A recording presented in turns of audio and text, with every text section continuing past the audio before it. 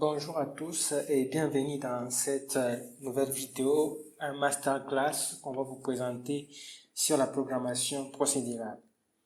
Alors avant de commencer, je commence d'abord par me présenter. Moi je suis Daniel Hassani, je détiens une licence en informatique. Je suis aussi développeur web full stack qui travaille depuis quelques années sur beaucoup de choses. Si vous me suivez depuis un certain temps, vous allez vous rendre compte que je publie souvent sur le développement et la programmation. Et j'ai un concept purement nouveau, et j'aimerais le partager avec vous. Si j'ai organisé cette formation, si j'ai fait cette masterclass, c'est pour permettre de remettre un peu les pendules à l'heure, parce que nous avons tous appris la programmation et nous avons entendu des concepts qui sont tout à fait différents. Chaque enseignant, chaque personne, chaque groupe de personnes, ils ont leur façon de penser et de voir les choses. Mais parmi ces personnes aussi, je m'y trouve aussi, et j'ai découvert qu'il y a une autre façon d'apprendre les choses. Une façon qu'il aurait été mieux que je puisse apprendre aussi de cette manière-là pour être plus performant. Alors, sans plus tarder, nous allons découvrir c'est quoi cette méthode. La méthode, elle est simple. La méthode que, quand nous apprenons la programmation, nous nous concentrons beaucoup plus sur les langages de programmation, sur les techniques qu'il faut appliquer, et ainsi de suite. Alors que le plus important quand vous faites les codes, quand vous développez un programme, le plus important, c'est de comprendre la logique. Pour moi, la logique est la plus importante que même les langages de programmation, plus importante que la technologie elle-même, plus importante que les frameworks ou autre chose que vous faites. Voilà pourquoi c'est très important que vous puissiez comprendre ça afin que quand vous allez commencer, débuter à faire votre programmation, vous ne puissiez pas vous tomber dans les pièges. Dans les pièges techniques de gens qui vous disent, OK, moi, je vais apprendre à programmer en Java, je vais apprendre à programmer en C, je vais apprendre à programmer en telle chose, je vais apprendre à faire des jeux vidéo. Vous devez d'abord comprendre les principes, la logique qui est derrière tout ça afin de pouvoir faire des choses qui sont réellement performantes. Alors, sans plus tarder, nous allons commencer. Je vais d'abord présenter la programmation procédurale. La programmation procédurale, c'est un paradigme de programmation qui est basé sur les procédures. Comme vous avez bien entendu, on parle de procédural, ça veut dire qu'il y a des procédures. Alors, c'est quoi une procédure? Un procédure, c'est une bloc de code, une partie du programme qu'on appelle sous-programme. Et cette partie du programme, il a une certaine façon de fonctionner. C'est en fait des blocs de code qui effectuent des tâches spécifiques. Ils peuvent aussi être appelés de manière séquentielle pour exécuter des opérations complexes. Appelés de manière séquentielle, ça veut dire on appelle une, ensuite on appelle un autre, et ainsi de suite. C'est-à-dire je découpe des parties de mon code qui se répètent en des blocs indépendants. Et je les stocke ce bloc-là en leur donnant à chacun une partie, en chacun soit des paramètres, ou soit je ne donne rien du tout comme paramètre et ils peuvent s'exécuter. Dans la programmation procédurale, le flux de contrôle des programmes, c'est généralement déterminé par des instructions séquentielles, conditionnelles, des structures, des boucles, ainsi de suite, tous les éléments qu'on va avoir dans la suite de ces programmes. Et comme je le disais, une procédure, c'est aussi une séquence d'instructions, de commandes regroupées dans un nom spécifique qui sont exécutables en tant qu'unité. Alors, nous allons commencer par expliquer en fait ça. Vous avez vu ici sur mon éditeur de texte, j'ai créé 5 fichiers dans lesquels il y a des fichiers de plusieurs langages de programmation. Pourquoi j'ai voulu faire ça?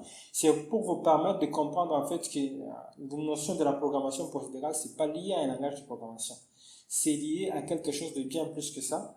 C'est un concept qui n'a rien à voir avec un langage de programmation. Par exemple, ici, on est en langage C. La première des choses, d'abord, quand je suis dans le langage C, je dois essayer de faire la structure d'un programme en langage C. Tout programme en langage C doit commencer par des inputs. Bon, c'est pas nécessaire, mais c'est obligatoire dans les cas où il y a certaines choses qui ne vont pas fonctionner. On va inclure les studios et les studios standards, c'est-à-dire la bibliothèque de librairie standard. Ensuite, je peux créer le programme principal. Je l'appelle void, je l'appelle main, et ce void main, je vais lui donner bien comme paramètre. Et ensuite, je vais juste afficher hello world pour vous montrer la structure d'un programme. Là, on va juste mettre printf hello wait. Alors là, j'ai fait mon printf hello wait pour montrer la structure d'un programme. C'est dans cet esprit-là que c'est fait tout programme. Donc, quand vous devez faire un programme informatique, avant de commencer d'abord, avant que j'entre dans le vif du sujet sur la programmation procédurale, vous devez comprendre que quand on doit commencer un programme informatique, la première chose de comprendre d'abord, c'est d'abord de comprendre la logique dans laquelle se trouve le langage. Parce que chaque langage de programmation a été fait dans une logique un peu plus précise. Pour le langage C, c'est un langage qui est venu comme une révolution à l'époque, parce qu'à l'époque, là, il y avait des langages qui étaient plus proches de la machine. Et les langages C, c'était parmi les langages qui sont venus apporter une révolution parce qu'ils étaient des langages qui étaient proches de la personne. Vous voyez, quand j'écris, c'est quelque chose qu'une personne peut comprendre. Et la machine ne pourra pas comprendre parce que la machine n'utilise que des 0 et des 1. Alors c'est pour ça, c'est dans ces paradigmes-là que le langage C est venu. Et vous allez voir qu'il y a beaucoup de choses qui n'existaient pas à l'époque et que d'autres langages ont complété par-ci, par-là en ajoutant certaines fonctionnalités, certains étendues. Je passe au deuxième fichier. Là, on est dans les fichiers PHP. Et les fichiers PHP, on est dans un langage PHP. Le langage PHP a été fait dans une thématique bien précise. Le PHP, c'est pour le web, c'est pour créer des backends, des sites web, des fonctionnalités web, ainsi de suite. C'est-à-dire que quand on fait ici, on sait que ça sera exécuté dans le web, dans un serveur web. Et c'est dans cet esprit-là que vous devez apprendre ce langage. Apprendre d'abord l'esprit du langage et ensuite, vous pouvez continuer. En PHP, le principe est simple. Je peux commencer avec le symbole PHP. Je commence avec une sorte de balise qui est un peu différente. Ensuite, je ferme là. Là, je peux juste écrire, ou soit je crée une fonction. Je crée une fonction en PHP, on crée une fonction comme ça. Ensuite, je vais mettre main. Tout ça, ne vous en faites pas, on va l'expliquer ainsi de suite jusqu'à la fin. Là, je vais mettre juste echo. Et puis, je vais mettre hello wait. Voilà. Ensuite, on va mettre un point virgule. Nous allons passer au fichier JavaScript. Je vais créer une fonction en JavaScript. Fonction main. Ensuite, je vais partir là. Je vais mettre console.log. Et dans le console.log, je vais mettre hello wait. Je vais passer par les fichiers Python. Là, je vais créer une fonction. Je vais créer def main. Ensuite, je vais mettre deux points. Def main. Je vais mettre une parenthèse. Je vais mettre deux points. Ensuite, je vais mettre print. Je vais mettre hello wait. Voilà. Ensuite, je vais passer au fichier Java. Alors, pour Java, je vais faire... C'est un langage de programmation qui est orienté objet à 100%. C'est-à-dire que tu ne peux pas créer un programme Java si tu n'as pas de classe. Alors, le principe de classe est un principe un peu avancé, mais retenez d'abord ça. Le Java, c'est un langage de programmation qui est orienté objet. Tu ne peux pas faire un programme en Java si tu n'as pas de classe. Donc là, on doit créer une classe. Je vais créer une classe que j'ai appelée classe main. Alors, je vais faire ça. Je vais créer public, statique, void, main. Ensuite, là, je vais lui donner des paramètres. Je mets string, arg. Voilà. Ensuite, à l'intérieur, je vais mettre system.out.println. Et là, je vais mettre à l'intérieur de println, je vais mettre hello wait. Voilà. Là, on a nos 4 programmes qui sont déjà faits. Alors, vous devez comprendre la logique dans laquelle je suis. J'ai créé 4 fichiers pour vous montrer que ces 4 langages de programmation, ils sont différents, mais le principe est le même. Donc, nous nous basons sur la logique. Si vous suivez bien cette logique ici, à la fin d'ici, vous n'aurez pas de problème à vous lancer dans un langage de programmation et les maîtriser à fond. Voilà. La base, dans un langage de programmation, il faut d'abord que vous puissiez maîtriser la logique du langage. Ça, nous sommes bien d'accord. Ensuite, après avoir maîtrisé la logique du langage, vous pouvez maintenant maîtriser les bases sur lesquelles je vais m'appuyer aujourd'hui. C'est la programmation procédurale. Dans la programmation procédurale, nous avons le premier concept, c'est les variables.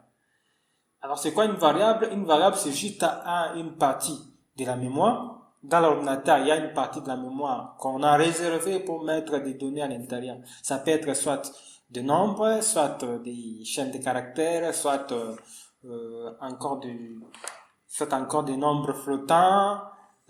Ça peut soit mettre une vidéo, une photo, ainsi de suite. Ça peut être beaucoup de choses, mais c'est un espace mémoire qu'on a réservé là. Et dans chaque langage de programmation, on implémente ça de plusieurs manières. Nous avons les constantes. Les constantes, ce sont des données, c'est comme des variables en fait, qu'on a réservées, qu'on les a mis et déclarées depuis le début afin qu'on puisse les utiliser de plusieurs manières. Nous avons le type de données. Le type de données, c'est-à-dire des données qu'on doit mettre dans des emplacements, dans les variables, dans les constantes, ainsi de suite. Quand on doit mettre des données dans les constantes, ou soit dans des variables, pour pouvoir les mettre, je vous ai bien dit que les variables, ce sont des emplacements mémoire dans l'ordinateur. Il y a des emplacements mémoire, là, on doit mettre des données. Alors, lorsque je dois mettre, par exemple, un entier, il faut que je sache quel espace mémoire je vais réserver dans mon ordinateur pour que je puisse y mettre un nombre, pour que je puisse y mettre une chaîne de caractères, quelle est la mémoire, la bonne mémoire que je peux réserver. Parce que si je réserve pas une bonne mémoire, je risque d'avoir à un moment donné, si j'avais réservé une petite place, je risque d'avoir un overflow, c'est-à-dire que quand je mets de variable, ça ne convient pas et le programme bug. C'est pour ça qu'on a inventé les types de données. Donc, il y a des types de données entiers, flottants, ainsi de suite. Donc, on a réservé un certain nombre de types pour permettre que lorsque je dis à mon programme, par exemple, je vais créer une variable là, du type entier. Je mets int a. Voilà. Je peux former là. Quand je mets int a, ça veut dire que cette variable là, il est de type a. Ça veut dire que là, on vient de réserver dans ma mémoire, on vient de réserver un emplacement où je dois mettre une variable de type a, une place où je peux stocker n'importe quel nombre entier. Si je déclare float, ainsi de suite, ça sera toujours la même chose. C'est une variable. Et là, on va essayer de passer un peu d'un langage à l'autre pour voir comment on peut le faire. Je pars d'abord en C, et dans C, si je déclare une variable, je peux faire la même chose. Je vais int a. Et je peux mettre là. Là, on vient de réserver un espace. Il va entrer à l'intérieur du programme principal. Donc, int a.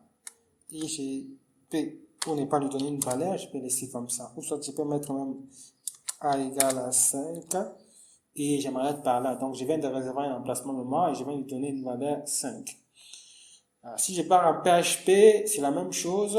Sauf qu'en PHP, c'est un langage qui n'est pas orienté typage, qui a un typage automatique. C'est-à-dire quoi?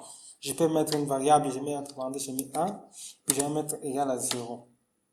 Alors, tant que je n'ai pas donné une valeur à une variable, c'est-à-dire qu'il est typage dynamique, je peux lui donner une valeur. Dès que je donne une valeur, on sait déjà que non, c'est une variable type A. Et ensuite, je peux prendre le même A là-bas. Je lui donne que non, là, toi, tu deviens maintenant avec une valeur A, B, C, D. Là, ça devient maintenant une chaîne de caractères. Donc, il y a des langages qui ont des typages dynamiques. Il y a des langages aussi qui ont un typage qui n'est pas dynamique et fixe. C'est-à-dire, en Java, ici, je vais me donner A. Je peux dire, par exemple, A égale à 6. Voilà. Ensuite, ici, je peux faire, par exemple, A égale à ABC. Alors, ça, on me dit que c'est une erreur. Vous voyez qu'on me dit ici, type mismatch cannot convert string to int. Ça veut dire quoi? Ici, le typage, il est fixe. Je ne peux pas changer un entier à une chaîne de caractères. Donc, c'est refusé. Donc, il y a deux types de langages. Il y a des langages qui ont des typages dynamiques, et il y a des langages aussi qui ont un typage qui n'est pas dynamique. C'est le cas des langages de Java, de C, et ainsi de suite. Voilà. En dehors de ça, nous avons des langages qui sont compilés et des langages qui sont interprétés. Par exemple, les Java, j'ai un langage de programmation qui s'appelle Java. Et les Java ici, pour pouvoir l'exécuter, il faut qu'il soit compilé. Alors, mon VS Code, je ne sais pas si s'il gère un compilateur, je vais tenter. Ok, voilà. J'autorise. Voilà. Heureusement que mon éditeur texte comprend déjà, il m'affiche le hello world. Alors, dans le Java ici, qu'est-ce qui se passe? Lorsque je clique le Java, il est compilé. Ensuite, il y a les moteurs Java qui est déjà installé sur ma machine, qui permet d'exécuter des Java. Vous voyez ici, on m'a dit, le programme, il a récupéré l'endroit où se trouve les Java dans mon parc et à partir de ça, il a exécuté. Donc, il a compilé et puis il a exécuté. Il y a aussi les C. Les C, malheureusement, mon compilateur bug un peu, donc je ne pourrais pas l'exécuter. Mais en fait, les C aussi, c'est la même chose. Les C, si j'essaie de l'exécuter ici, vous allez voir qu'il va créer un autre fichier.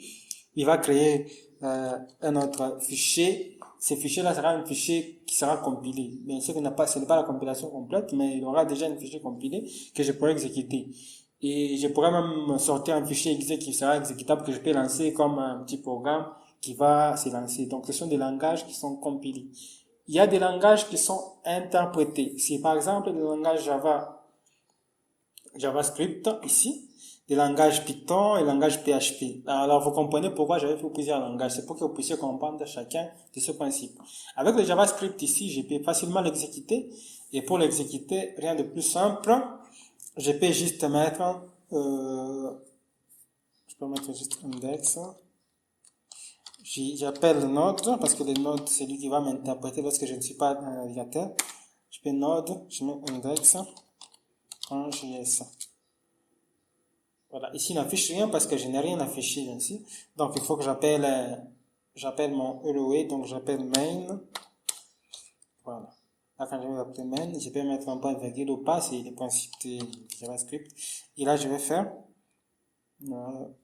j'appelle node index.js. Et là, vous voyez, on m'affiche hello dans la console. Donc, c'est ça le principe de Java. Il est interprété, il n'est pas compilé. Et ça s'affiche dans le navigateur. C'est comme un petit fichier là que je peux mettre dans le navigateur et puis il va s'afficher. Même chose avec Python.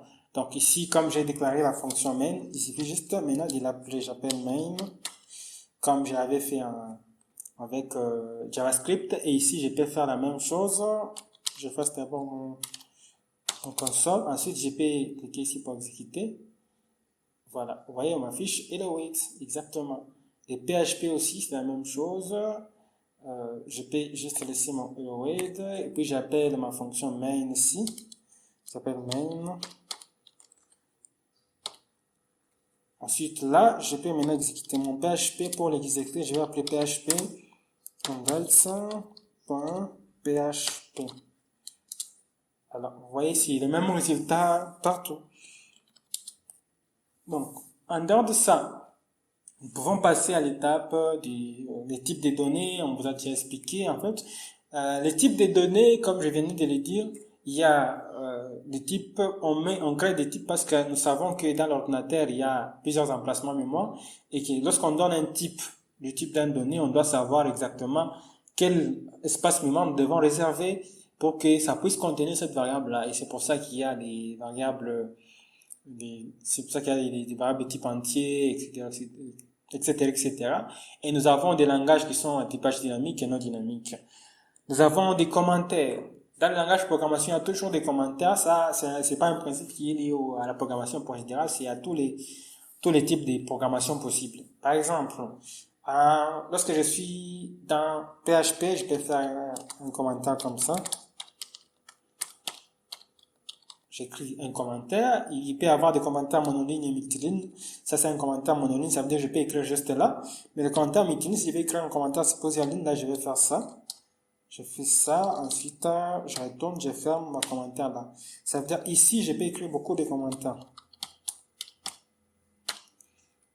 Beaucoup de commentaires. J'écris sur plusieurs lignes. Voilà. Je peux faire exactement la même chose que c'est en JavaScript. Donc, il suffit juste de copier ça. Lorsque je parle dans un fichier JavaScript, c'est la même règle qui est respectée. Je peux écrire aussi un commentaire monoligne avec la même syntaxe. Ensuite, je peux aussi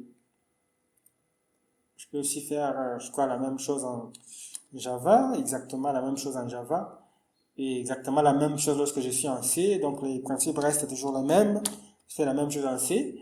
Sauf lorsque je suis en Python. En Python, les commentaires ne s'écrivent pas comme ça. Les commentaires, je peux mettre les commentaires, mais avec ces symboles ici, dièse, j'écris mon commentaire. Voilà. Vous voyez, vous allez voir que dans tous les programmes, en fait, c'est pratiquement la même chose, mais il y a juste avec quelques différences près. Nous avons la structure de base d'un programme, vous avez déjà vu, en fait, je vous ai montré en Java, en Python, en JavaScript, en PHP, comment nous pouvons faire la structure d'un programme. En Java, nous commençons en Java, nous avons, pour qu'on puisse commencer un programme, nous devons avoir une classe et nous devons avoir une méthode statique. Et cette méthode statique-là, qui s'appelle main, c'est dans ce programme-là que le programme va se lancer. Je peux créer plusieurs classes, je peux créer du package, ainsi de suite. Mais mon programme va démarrer à partir de là. C'est à partir d'ici que je peux appeler tel module et autre module pour que le programme puisse se lancer. Donc, c'est la structure de base d'un programme en Java. En Python, Python n'a pas de règles. En Python, tout ce qu'on a à faire, c'est déclarer un fichier et puis commencer. Ensuite, lorsque nous allons compiler notre programme, pour que puisse s'exécuter, nous allons devoir spécifier là que non, vous allez démarrer par là. C'est à partir du programme final, du fichier des fichiers qu'on va finir avec. C'est à partir de là qu'on va pouvoir déclarer, ok, je veux que mon programme puisse démarrer ou commencer par tel fichier. Quand vous allez faire des frameworks, par exemple, dans les frameworks Flask, par exemple, vous pouvez faire tout ce que vous voulez, mais à la fin, vous devez lui indiquer. Donc, non, en tout cas, tu vas démarrer par ta fichier. Et tu vas prendre tel programme et tu vas commencer par là. Et c'est comme ça qu'un programme en Python est fait. En JavaScript, il n'y a pas de règles. En JavaScript, c'est aussi simple que ça. Vous allez faire votre programme comme vous voulez et à la fin, vous allez indiquer, ok, tu vas commencer par là. Ou soit, le JavaScript peut aussi être exécuté comme c'est un programme c'est un langage de programmation qui est lié au web. Il peut aussi être lié à certains événements ou activités qui se déroulent dans le web, sur les navigateurs, dans des pages HTML, ainsi de suite. PHP est exactement la même chose. Nous pouvons écrire le programme comme nous voulons, mais nous devons indiquer en fait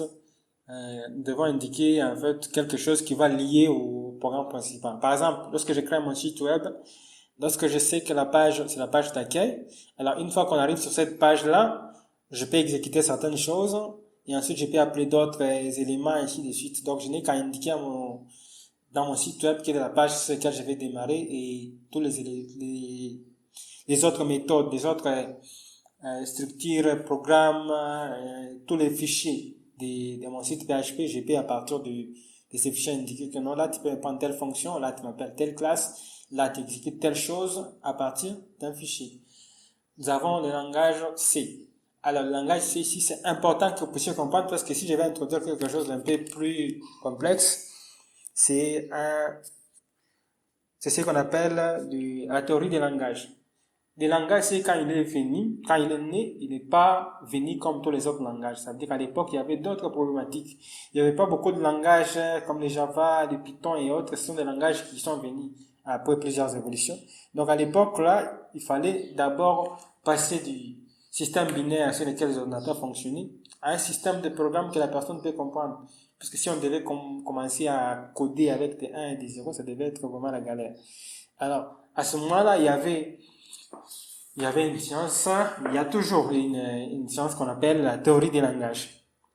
Ce sont des théories mathématiques qui ont été inventées pour permettre de trouver un moyen plus facile de décrire un langage.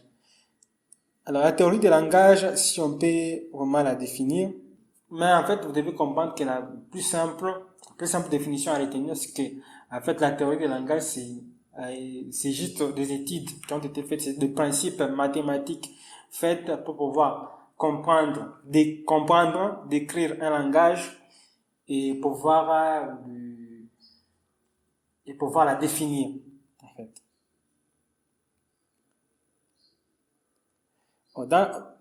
Dans la théorie des langages, il y a un principe très simple, c'est la compilation. La compilation, en fait, c'est quoi? Comme je vous l'ai dit, lorsqu'un programme on l'écrit, il y a une structure de code que nous pouvons comprendre. Par exemple, vous voyez ici, je vois void main, printf hello world, il y a Je peux déclarer une variable, tout ça, et je peux mettre des commentaires. Ce sont des choses que moi, je peux comprendre. Mais la machine ne peut pas comprendre. Comme la machine ne peut pas comprendre ça, alors qu'est-ce qu'on fait? Il faudrait qu'on puisse compiler pour qu'on puisse lui donner pour qu'on puisse lui donner une structure que la machine peut comprendre, puisque la machine ne va comprendre que des 1 et des 0. Et là, je voudrais vous montrer quelque chose. Voilà, je voudrais vous montrer ce schéma ici. Alors, le schéma de base, nous avons un programme source là. C'est le programme que je viens d'écrire en C ou ainsi de suite. Il y a ensuite l'analyse lexicale. L'analyse lexicale, c'est dans le compilateur, il y a une partie du compilateur qui va analyser en fait ce que j'écris. Et en analysant ce que j'écris, il va faire la gestion des tables, il va passer à l'analyse syntaxique. Donc, analyse lexicale, ça veut dire savoir d'abord ce que j'écris là-bas, ça vient vraiment du langage. Je n'ai pas écrit quelque chose qui n'est pas reconnu. Par exemple, si je mets abracadabra, par exemple, dans mon programme, est-ce que dans le langage, il y a ça? Ok. S'il n'y a pas ça, directement, on me génère des erreurs. Voilà pourquoi on met de ce côté gestion des erreurs. Ensuite, ici, gestion de la table des symboles. Ce sont les symboles, par exemple, les égal, ainsi de suite. Dès qu'on se rend compte que, ok, mon programme, dans l'analyse lexicale, il n'y a pas des erreurs, on passe à l'analyse syntaxique. L'analyse syntaxique va me permettre de savoir, en fait, si la manière dont j'ai enjacé les choses, est-ce que c'est vraiment correct? Je peux mettre, par exemple, si je peux retourner ici, que je retourne ici, alors je mets int a égale à 5. Il y a des choses que je peux pas faire. Je peux pas faire 5 est égal à int a. Donc, ça n'a pas de sens. Donc, il faut qu'on analyse tout ça pour savoir si c'est correct ou pas. Donc, c'est l'analyse syntaxique. En fait, on a la gestion de la table de symboles. Ça, c'est pour les symboles, comme je vous ai dit, égal, plus, et ainsi de suite, les symboles logiques et autres. Nous avons l'analyse sémantique. L'analyse sémantique, c'est pour vérifier si ce que je viens de mettre là, c'est en fait, ça peut donner en fait, c'est logique. Alors, je peux faire des choses comme des divisions par zéro, des choses ainsi de suite, des choses qui sont un peu plus bizarres. Ça veut dire qu'ils ne respectent pas des règles sémantiques, qui ont des problèmes. Là, on va analyser ça. On va me dire non, division par zéro, ainsi de suite. Donc, ce sont des analyses sémantiques. Dès qu'on a fini ça, s'il y a des erreurs, on passe à la gestion des erreurs, tout ça, et puis la gestion des symboles est toujours là. Ensuite, à la fin, on va me générer les codes intermédiaires. Les codes intermédiaires, c'est un code qui ne peut pas être directement lu par les ordinateurs, mais c'est un code quand même. Il n'est pas directement lu, ou soit il peut même être lisible, comme par exemple en langage C, ce qu'on fait, c'est qu'on va me sortir plusieurs fichiers. Ces fichiers peuvent être exécutés, mais le tout, c'est ce qui forme un programme. Maintenant, pour qu'on puisse vraiment l'utiliser directement par l'ordinateur, il faut qu'on fasse, et puis qu'on puisse l'optimiser. Optimiser d'abord pour réduire les erreurs. Ensuite, on va générer les codes de projet. C'est ces codes-là qui sera directement exécutés par le programme. On l'appelle le binaire. Alors, j'ai voulu que pour mener ça parce que c'est très important. Dans ce langage de programmation, nous avons deux choses plus importantes. Nous avons d'abord la syntaxe qui décrit la forme de construction autorisée, c'est-à-dire, comme je vous ai dit, int a pour donner la valeur 5 à la variable a, je dois faire ça. Nous avons la sémantique, c'est l'essence de construction, ça veut dire qu'il y a des choses qu'on ne peut pas faire dans un langage de programmation, ainsi de suite. Alors, pour définir un langage, nous avons plusieurs éléments. Je peux vous amener dans des principes beaucoup plus larges de la théorie du langage. C'est tout un cours. Ceux qui veulent de ça, ils peuvent m'écrire dans les commentaires. Je vais vous envoyer des PDF ou même des cours aussi à la théorie du langage et vous allez voir tout ça. Donc, je passe aux éléments plus importants. Pour définir un langage, on a des éléments plus importants. On utilise les automates.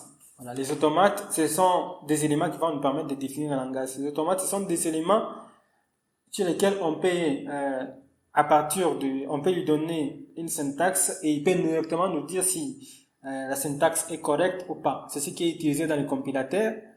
Ça permet de faire des choses comme les expressions régulières, parce que vous allez voir que dans chaque langage de programmation, en fait, des expressions régulières. C'est un principe qui est lié à la théorie des langages. Ça permet de vérifier certaines choses sur les langages. On les appelle les automates. Alors, pour l'instant, je ne vais pas m'atteler beaucoup trop parce que c'est pas un cours sur la théorie des langages, mais je voulais quand même vous montrer des éléments les plus importants.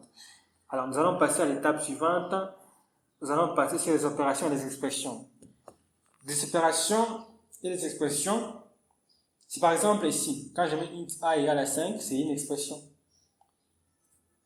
C'est une opération et ensuite une expression. Ici, ce que je viens de faire ici, on appelle ça l'affectation. Ça veut dire que je viens de donner une valeur à la variable a. C'est une opération. C'est une expression. Par exemple, je peux faire par exemple int b, je déclare une autre variable, j'appelle int b et je peux lui donner la valeur 4. Ensuite, je peux faire une opération, je peux faire int c est égal à a plus b. Là, c'est une opération, l'addition et autres. Donc, l'addition, ça se fait de la même façon, la soustraction de la même façon, on met a moins b, c'est pratiquement la même chose avec les autres langages. On fait juste la première variable, on met l'opération dit, on peut faire la multiplication avec ça. C'est pratiquement la même chose que ce soit en Java, en Python, en PHP, ainsi de suite. On fait la même chose. Nous avons la division. C'est vraiment simple, on met ça. Sauf que la division, il faut vraiment faire attention. Lorsque nous sommes dans un langage qui a un typage strict, comme les C ou les Java, quand vous mettez ça et que vous allez mettre dans C, la variable qui sera mise dans C, il sera tronqué. Donc, on ne va pas donner la valeur exacte, on va supprimer tout ce qui suit après la virgule et ça va perdre les données. Ensuite, nous avons ce qu'on appelle la puissance. Pour mettre la puissance, on fait quelque chose comme ça. Par exemple, je mets A exposant 5. Là, c'est l'exposant. Donc, il y a des opérations un peu plus complexes que vous pouvez voir dans la syntaxe du langage. Mais ce que je viens de vous donner ici, ils sont valables dans tous les langages ici. Je n'ai pas juste voulu écrire le même code plusieurs fois. Mais vous allez voir là où il y a des petites différences, je vais essayer de passer. Alors, nous avons les types de conventions, des conventions explicites, des castes. C'est-à-dire quoi? Lorsque, je viens de vous dire, c'est lorsque nous avons une variable qui est de type entier, nous sommes dans le langage, une variable qui est de type entier. Si je dois je dois les diviser par exemple par 5. Alors, cette variable-là, il sera, la valeur qui va nous donner ici, il va être transformé et il va être tronqué. Ça veut dire la valeur qui sera ici, on va le convertir en un entier. Comme un entier n'a pas de virgule, alors tout ce qui vient après la virgule, on va carrément les supprimer. C'est ce qu'on appelle les opérations de caste. Alors si vous ne voulez pas ça, vous pouvez vous-même, il y a des conventions, des méthodes qui vont vous permettre de forcer la conversion en des types donnés. Et ça, vous pouvez voir dans chaque langage, il y a des syntaxes qui sont un peu plus appropriées. Voilà. Par exemple, je peux aller en JavaScript. Je peux écrire sur une variable, je mets const, quand c'est pour déclarer des variables, mais pour déclarer des constantes, mais là je vais essayer de déclarer une variable let a qui est égal à par exemple à 9. Lorsque je pars dans le langage PHP, je vous ai déjà montré comment on déclare une variable dans PHP, donc là c'est pas un problème. Mais si on a vu, Python, ok, dans Python on déclare juste une variable, il n'y a pas de symbole, je vais mettre a égale à 5 par exemple, et là c'est tout. Dans Java, je vous ai montré, c'est pratiquement la même chose avec C, c'est un langage qui sont un peu proches. Là je retourne dans les JavaScript. Là je déclare a est égal à 9. Bon, je vais donner cette syntaxe ici, donc c'est une chaîne de caractères. Ensuite, je vais donner encore à A, je vais donner A est égal à pass int, ça veut dire que je vais le forcer pour qu'il soit à 10, pour qu'il ait la valeur entière. Là, c'est une chaîne de caractères.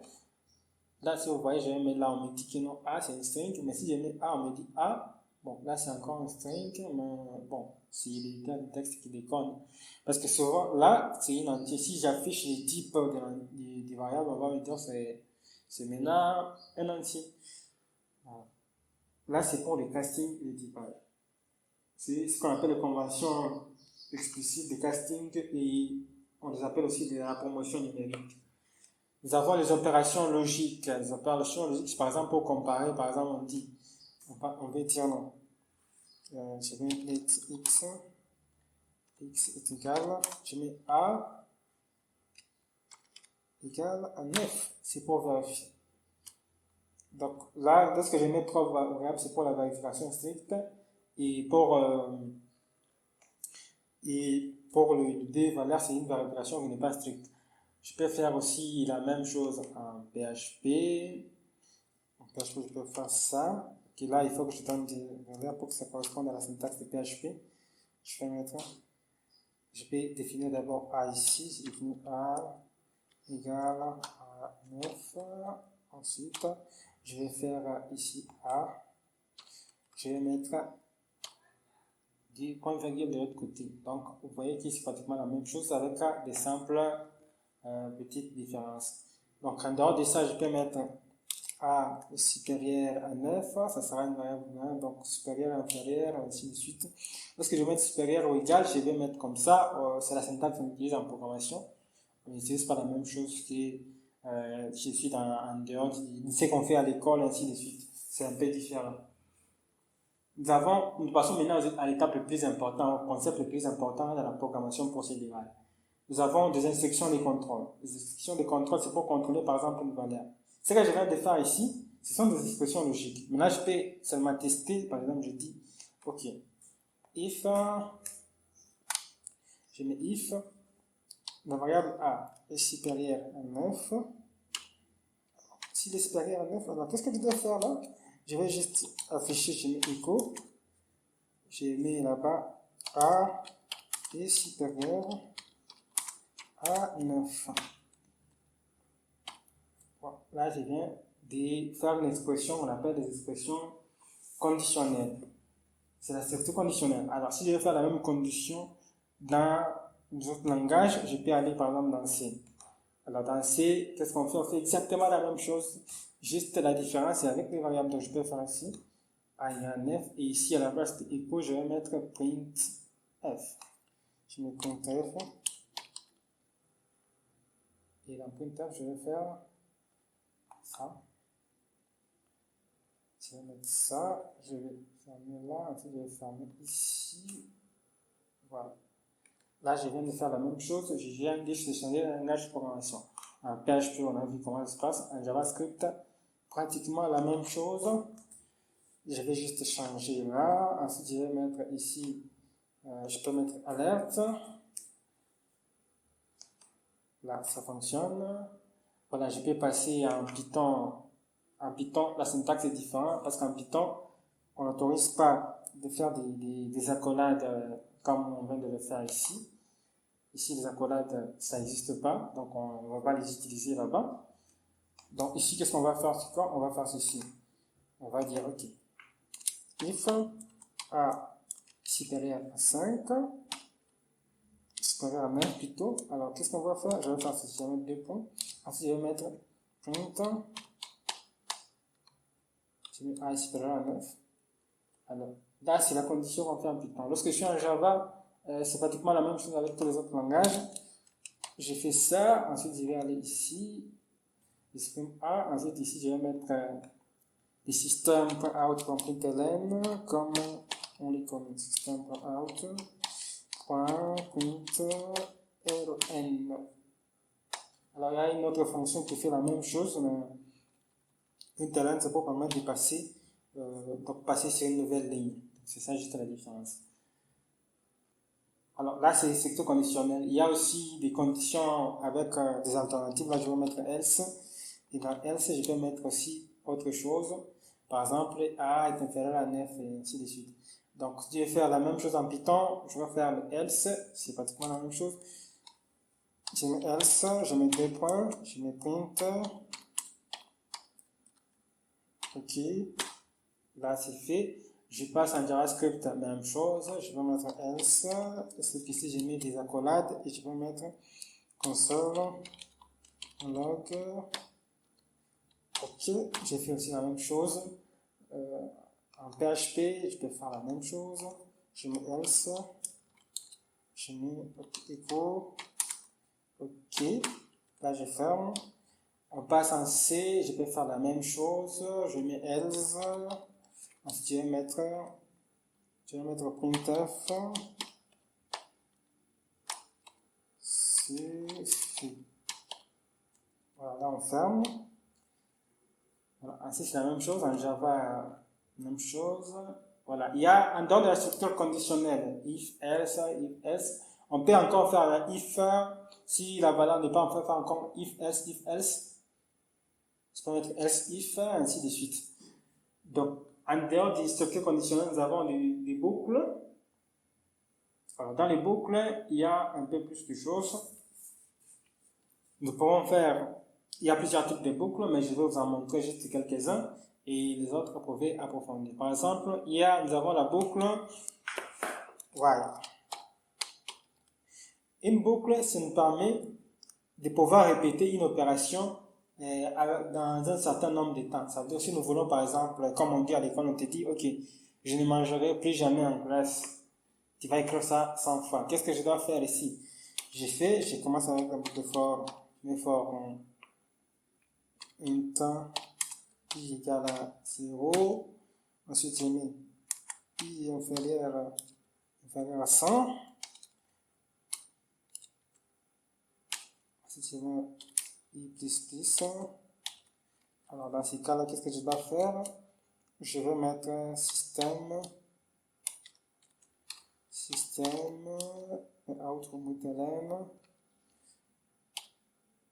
Là, je vais écrire ici. Je ne mange plus.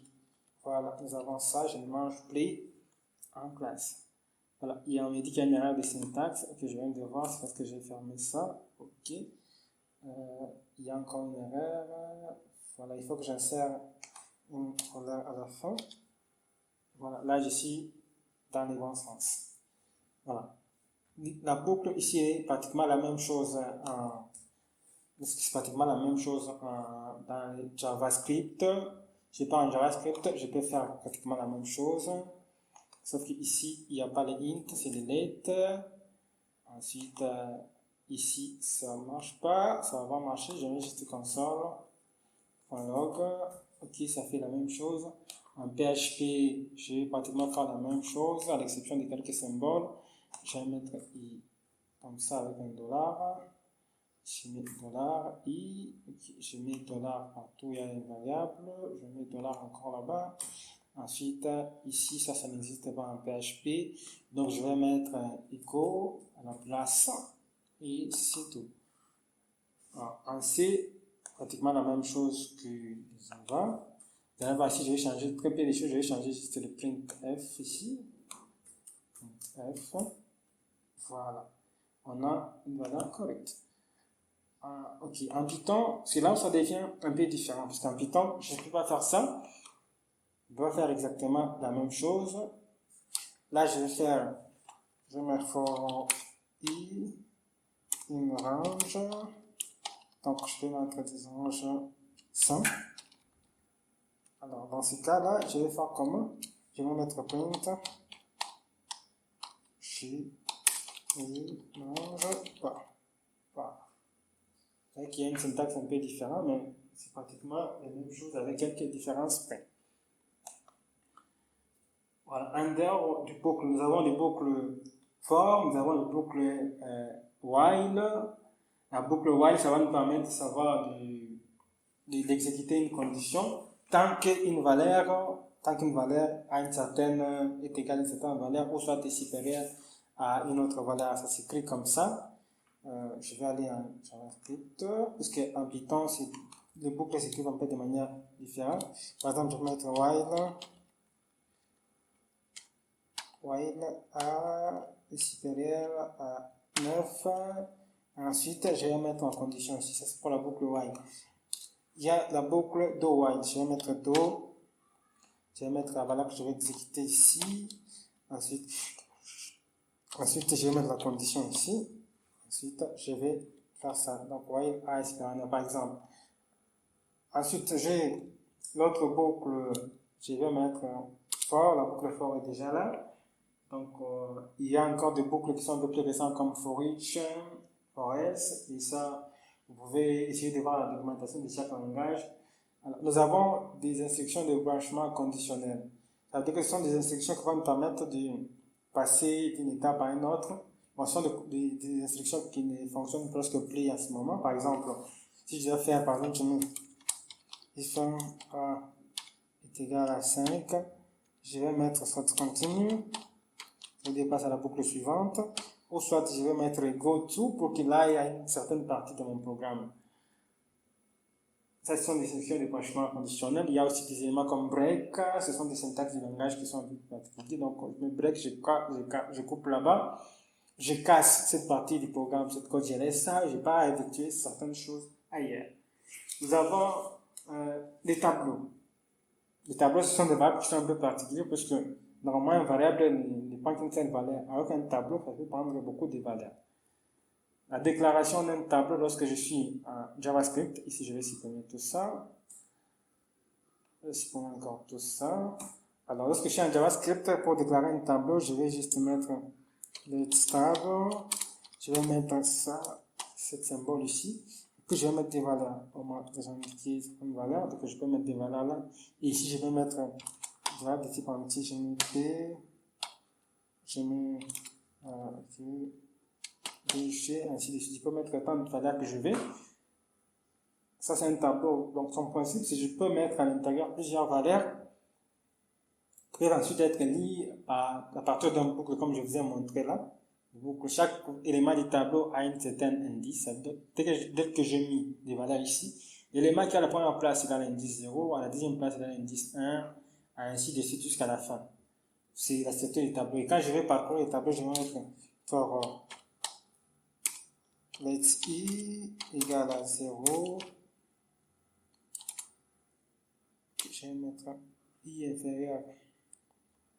Je vais mettre i est inférieur à tableau, tab.length, ça veut dire la taille du tableau. Ensuite, je vais mettre i plus, ça veut dire que là on incrémente et on décrémente. Alors pour que vous puissiez comprendre, je vais essayer de parler un peu de l'incrémentation. Ici, je vais ouvrir un test. L'incrémentation, c'est une expression qui va nous permettre d'ajouter une valeur. Quand je mets i++, ça veut dire que, en fait, dans cette expression ici, on va changer la valeur de i. On va prendre la valeur de i, c'est égale à la valeur de i qui est actuellement, comme on a commencé par 0. Ensuite, on va l'ajouter 1. Ça veut dire que dès que je passe après cette intersection ici, la valeur de i va être modifiée. Et il y a aussi la décrémentation, c'est-à-dire que je peux mettre moins. Quand je mets moins, c'est l'opération inverse. Ça veut dire qu'on va prendre la valeur de i, on retranche 1, et ensuite, on peut l'utiliser. Et la valeur de cette expression ici, comme c'est l'incrémentation, on appelle ça les post-incrémentation. Ça veut dire qu'on incrémente la valeur de cette expression ici, il est d'abord la valeur de i après incrémentation. Il y a aussi des expressions après incrémentation qui va prendre qui va faire l'inverse, en fait, qui aura donc l'expression même aura la valeur de i avant incrémentation. Donc on peut avoir i après incrémentation selon ce qu'on a utilisé à cette époque-là. Bon. Si nous passons en JavaScript, les tableaux, et en PHP plutôt, les tableaux est aussi déclaré presque de la même façon. Je vais supprimer les commentaires. Donc je vais créer un tableau, je mets tab. Le tableau, je vais faire la même chose. Je peux avoir 1, 2, 4, ainsi de suite, et je peux point virgule là. Là, je viens de déclarer mon tableau. Et ensuite, je peux parcourir aussi de la même façon. Il y a une autre boucle en PHP qu'on appelle for each. Bon, il se trouve aussi dans d'autres langages et que vous allez découvrir, mais je préfère que vous puissiez le découvrir déjà ici. For each, je mets for each. Je mets number.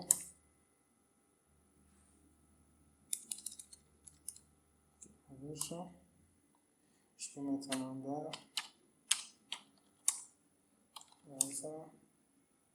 Number. Ok.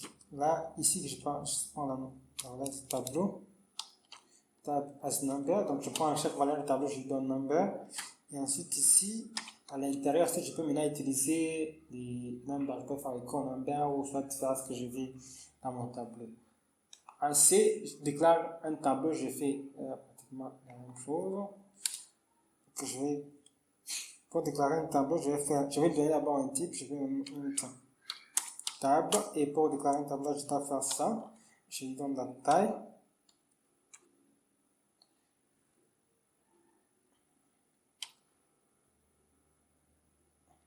C'est le taille, par exemple, de valeur 5. Voilà, là je viens de déclarer un tableau de taille 5. Et puis je peux maintenant définir le tableau. Je vais définir par exemple le tableau égal. Là je vais faire ça. J'ai mis les accolades, je mets 1, 2, 3, 4, je mets 5. Voilà. Et là je peux fermer. Là je viens d'affecter ma valeur. Ici on a l'expression must be modifiable, value, ok.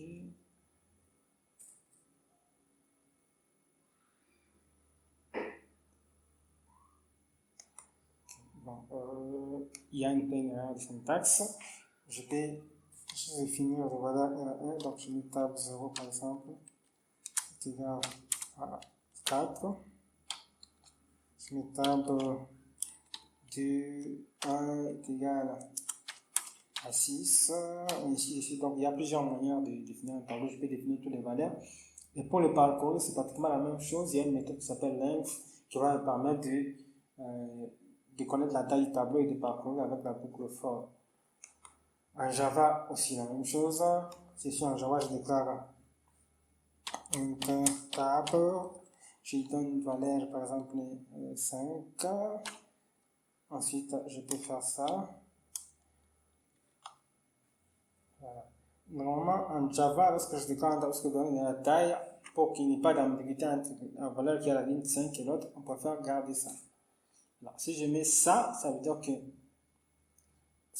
fait, je viens de déclarer un tableau et le tableau va prendre la taille automatique de la valeur que je viens de donner ici. Et pour le parcourir, c'est pratiquement la même chose. Il y aura une méthode qui s'appelle length. Là, si j'essaie d'utiliser ce tableau, je mets point length. Alors, vous voyez qu'il y a la taille du tableau, la length. Et à partir de ici, je peux par exemple commencer à utiliser les indices du tableau. Par exemple, je fais paint ici, je vais paint, je mets table, et puis je mets i. Ça veut dire que là, je vais afficher l'élément qui est à la position i. Donc, c'est comme ça les tableaux. Je crois qu'on est passé partout. Ah, ok, on est maintenant au niveau de Python. En Python, il n'y a pas les tableaux n'existent pas. Théoriquement, les tableaux n'existent pas, mais il y a un structure qui est proche du tableau qu'on appelle les listes. Alors, les listes, en fait, c'est quoi? C'est ce que tu as déclaré qui est proche du tableau. Je vais pas, par exemple, liste est égal, et là, je vais mettre une expression ici. Je vais faire ça pratiquement la même chose qui se fait en Python et qui se fait, par exemple, en JavaScript. Et en PHP, je fais 1, 2, 5, 7, et ainsi de suite. Et je peux parcourir aussi pratiquement de la même façon avec quelques différences ici. Maintenant, si je vais afficher, je vais faire for i inner list. Et là, ça veut dire quoi? Quand je vais maintenant afficher, je vais prendre i. Alors, il va afficher chaque élément du tableau de manière individuelle. Donc, vous voyez qu'il y a les boucles sont un peu différentes ici, donc on ne les affiche pas de la même façon. Python a un secteur qui est un peu tout à fait différent. Nous allons voir les fonctions. Les fonctions en Python, on les déclare juste en def main, ainsi de suite. D'abord, les fonctions, ils ont été faites en fait pourquoi? Les fonctions sont la base de ce qu'on appelle la programmation procédurale. Ça veut dire que c'est une partie du programme que nous devons fonctionner de manière indépendante. Et ensuite, à l'endroit du programme, on a besoin de l'utiliser, on peut maintenant l'appeler. Par exemple, ici, nous avons, ça c'est une fonction, et je viens de l'appeler ici. Donc, il est indépendant. Je peux démarrer mon programme, je peux faire tout ce que je veux ici, de manière indépendante, ce programme, et je vais l'appeler seulement au moment où j'en ai besoin. Ici, je peux avoir besoin des paramètres, ça veut dire des éléments que je vais donner à cette fonction-là pour qu'elle puisse les utiliser pour soit faire des calculs ou peu importe l'opération. Et je vais l'appeler ici. La fonction peut retourner des valeurs, ça veut dire que je peux faire en sorte que cette fonction-là, dès qu'il s'exécute, il va me retourner une valeur. Par exemple, ici, je peux mettre return 6 et me retourne la valeur 6. Ou soit, je peux lui dire, ok, toi, tu ne me retournes rien, tu fais juste une opération et puis c'est tout. Je peux faire une fonction pour additionner des nombres, pour retrancher, pour faire ainsi de suite. Donc, ça, c'est ce qu'on appelle des fonctions. Ce qu'on appelle procédure, en fait, ce sont des fonctions qui ne retournent pas des valeurs, qui font juste des actions et c'est tout. Lorsqu'une fonction retourne une valeur, ça devient une fonction. C'est ça la différence entre les fonctions et le procédure. Donc là, on va faire les tours des programmes. En Java, c'est très simple pour déclarer une fonction. Je vais déclarer une fonction que je vais appeler par exemple, je vais mettre public, statique aussi. Alors, statique, je ne vais pas vous expliquer ici parce que ce sont des programmes qui vont me permettre donc qui vont essayer d'entrer dans les bases de ce qu'on appelle la programmation orientée objet. Donc, je ne vais pas compliquer. Quand on a la fonction mon nom, je vais l'appeler ma fonction. Alors, chaque fonction doit avoir un nom. Je dois suivre par les parenthèses et ensuite, ici, je vais retourne 0 par exemple. Et je termine ça. Et ensuite, ici, je peux appeler cette fonction avec main.ma fonction. Et ça va s'exécuter à ce niveau-là. Je viens de déclarer ma fonction et puis je l'appelle là-bas. Donc, en Python, je viens de montrer déjà, je viens de déclarer ma fonction, je peux l'appeler là-bas. En JavaScript, fonction, ça commence par le mot function, ensuite je donne le nom de la fonction, et ensuite je peux appeler ma fonction là-bas. En PHP, je déclare ma fonction, je donne le nom de la fonction, ensuite, quand je l'appelle, je donne la fonction, je donne les valeurs. Dans tous les langages de programmation, lorsqu'on doit retourner une valeur, on met juste return. Donc ici, je vais faire return 6 par exemple, et dans tous les langages, je vais mettre return. Ici, je vais faire encore la même chose, return. Alors ici, c'est une fonction principale, donc je vais déclarer notre fonction. Je vais mettre int, ça veut dire que la fonction va retourner un entier. Int calcul. Je vais prendre une valeur. Ensuite, je vais retourner ici, return. Alors, supposons par exemple c'était une fonction qui devait additionner des nombres, on devait avoir des paramètres, on devait donner le premier nombre, deuxième nombre, ainsi de suite. Et ici, je peux appeler la méthode calcul et la fonction va s'exécuter, il va me faire l'opération qui est là-bas. Si je dois retourner la valeur là, je vais déclarer un x, je vais donner la valeur là. Et il va récupérer la valeur qui sera directement retournée par la fonction. Voilà. En dehors de ça, nous avons passé par PHP, nous avons passé par JavaScript, nous avons passé par Python. Voilà. Je crois qu'on a parcouru un peu tous les éléments nécessaires à la programmation procédurale. Et bien sûr qu'il y a des notions qui sont un peu plus évoluées, qui sont un peu plus évoluées comme les exceptions, comme les expressions régulières et autres, mais ce ne sont pas des notions qui sont strictement liées à la programmation procédurale. Alors, je vous remercie d'avoir suivi cette masterclass. Et à la prochaine partie, je vais essayer de parler un peu des spécificités des langages de programmation. On va essayer de prendre un peu des langages de programmation pour voir en fait un langage de programmation, quels sont les éléments qui sont à l'intérieur qui fait qu'un langage de programmation soit un langage de programmation. Comment on peut découvrir un langage de programmation par rapport à sa spécialité, par rapport aux différences qu'il a avec les autres et quels sont les éléments qui sont obligatoirement dans n'importe quel langage de programmation pour qu'il soit appelé un langage de programmation. Ce sont des éléments qu'on va suivre dans une autre masterclass que je vais bientôt mettre en place. Si vous aimez vraiment mes formations, si vous aimez ces formations, je suis mieux de vous abonner, d'aller sur ma chaîne YouTube, mettre un j'aime afin que YouTube puisse proposer à d'autres personnes, afin qu'ils puissent toujours avoir des contenus un peu plus intéressants par rapport à leur carrière de programmation. Si vous voulez me contacter, je vais mettre des liens dans la description. Vous pouvez me contacter. Je peux vous mettre en place des PDF que j'ai mis en place sur la programmation procédurale et aussi des éléments que j'ai mis sur les autres éléments, comme par exemple des éléments ici que je vous ai mis sur la structure d'un compilateur, sur la théorie du langage, ainsi de suite, tous les éléments nécessaires. Et pour ceux qui sont intéressés, j'organise une formation sur la programmation qui est déjà sur mon YouTube. J'ai déjà proposé grande partie des vidéos. Ensuite, je vais balancer encore d'autres vidéos cette semaine afin de permettre d'avoir une formation complète. D'abord en programmation web. Ensuite, je vais passer, je pense d'abord par le front-end, le développement front-end avec le HTML, CSS. On va passer par l'environnement de développement et on va passer par les frameworks comme React, comme Angular, et ainsi de suite. Et on va avoir les back-ends, ainsi de suite, toutes les parties nécessaires qui vont permettre d'être un bon développeur web. Merci et je vous remercie.